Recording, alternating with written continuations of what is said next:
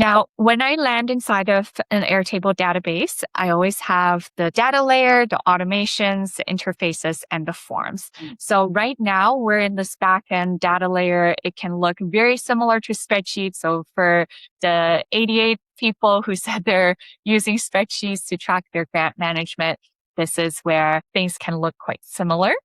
And then we'll look into interfaces afterwards. In my database that I have set up today, we have a funders table. So this is really all the different corporations, government institutions, state agencies that might be providing funding for your organization. There could be foundations that you're applying for. So there could be many different types. And this is really a list of funders. Next, we have grants, and the grants are going to be the specific named grants from those funders. So sometimes a state agency might have different types of funding that you can apply for, and they could be maybe unrestricted grant funding or restricted for a specific type of program. So you definitely want to keep the grants and funders on separate tables, and that's going to help you just stay organized, looked at, in the long term, be able to look at what grants you applied to in the past and which organizations and funders have supported you the most.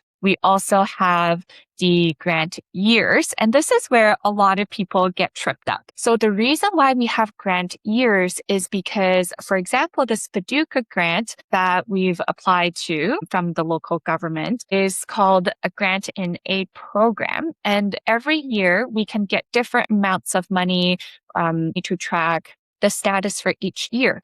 And sometimes what I see people do is they will only have this grants layer, but not the grant years. So the next year, they will change their status from 2025 into the 2026 status. And if you got the grant for the Grant in Aid program in 2025, and that's already been awarded, so the cycle is finished, and now you're applying for 2026. Sometimes what I see people doing is they just change the status from 2025 from awarded to applying again. So they lose all that data from 2025, or they might start a completely new database for 2026 grants. But of course, our grants carry through multiple years. They have different cycles and timing. So that's not necessarily always the best case scenario.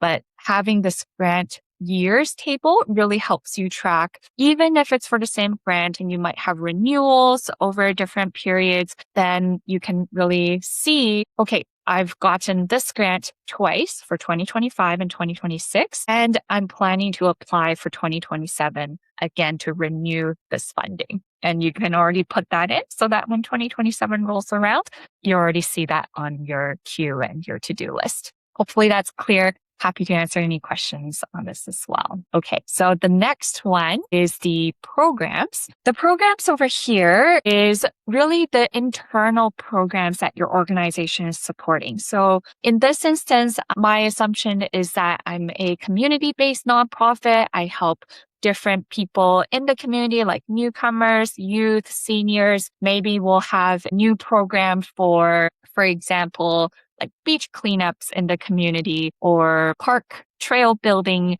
events just for the area. So you can have different programs. And that's why it's also important to track your different types of programming to know which piece of funding is actually supporting which program, especially if you have restricted funds. And if you only have one type of programming, this might not be something that you need. But I wanted to cover our bases so that for folks who do have multiple types of programming, they can save the information effectively. The second last table we're going through is the transactions. And this is going to help us keep any of the funding that's coming in over here and putting in the transaction amount and the grant it's associated with. And then last but not least, we also have reports. This is going to be for all of the different grants that you are awarded. You can put in the 1 or 2 or 3 or 4 different reporting obligations that you have to submit. So you can put these in with due dates, and then we'll cover the automations to actually send these out later on.